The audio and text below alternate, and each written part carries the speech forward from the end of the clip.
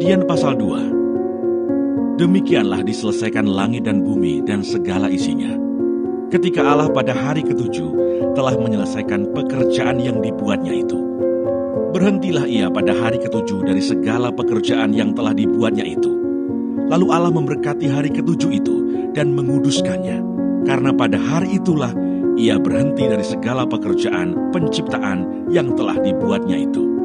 Demikianlah riwayat langit dan bumi pada waktu diciptakan.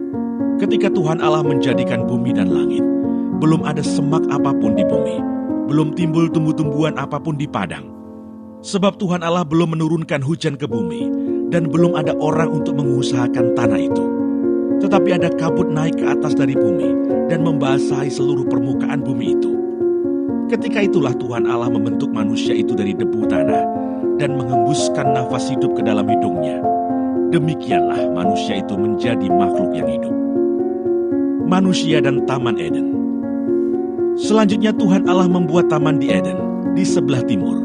Disitulah ditempatkannya manusia yang dibentuknya itu. Lalu Tuhan Allah menumbuhkan berbagai-bagai pohon dari bumi, yang menarik dan yang baik untuk dimakan buahnya. Dan pohon kehidupan di tengah-tengah taman itu, serta pohon pengetahuan tentang yang baik dan yang jahat. Ada suatu sungai mengalir dari Eden untuk membasahi taman itu, dan dari situ sungai itu terbagi menjadi 4 cabang. Yang pertama namanya Pison, yakni yang mengalir mengelilingi seluruh tanah Hawila, tempat emas ada. Dan emas dari negeri itu baik.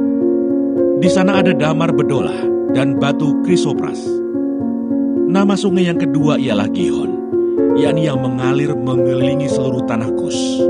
Nama sungai yang ketiga ialah Tigris, yakni yang mengalir di sebelah timur Asyur, dan sungai yang keempat ialah Efrat. Tuhan Allah mengambil manusia itu dan menempatkannya dalam Taman Eden untuk mengusahakan dan memelihara taman itu. Lalu Tuhan Allah memberi perintah itu kepada manusia. Semua pohon dalam taman ini boleh kau makan buahnya dengan bebas.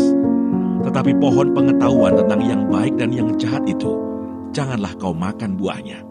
Sebab pada hari engkau memakannya, pastilah engkau mati. Tuhan Allah berfirman, tidak baik kalau manusia itu seorang diri saja. Aku akan menjadikan penolong baginya yang sepadan dengan dia. Lalu Tuhan Allah membentuk dari tanah segala binatang hutan dan segala burung di udara. Dibawanyalah semuanya kepada manusia itu untuk melihat bagaimana ia menamainya. Dan seperti nama yang diberikan manusia itu kepada tiap-tiap makhluk yang hidup, demikianlah nanti nama makhluk itu. Manusia itu memberi nama kepada segala ternak, kepada burung-burung di udara, dan kepada segala binatang hutan. Tetapi baginya sendiri, ia tidak menjumpai penolong yang sepadan dengan dia. Lalu Tuhan Allah membuat manusia itu tidur nyenyak. Ketika ia tidur, Tuhan Allah mengambil salah satu rusuk daripadanya, lalu menutup tempat itu dengan daging. Dan dari rusuk yang diambil Tuhan Allah dari manusia itu, dibangunnyalah seorang perempuan. Lalu dibawanya kepada manusia itu.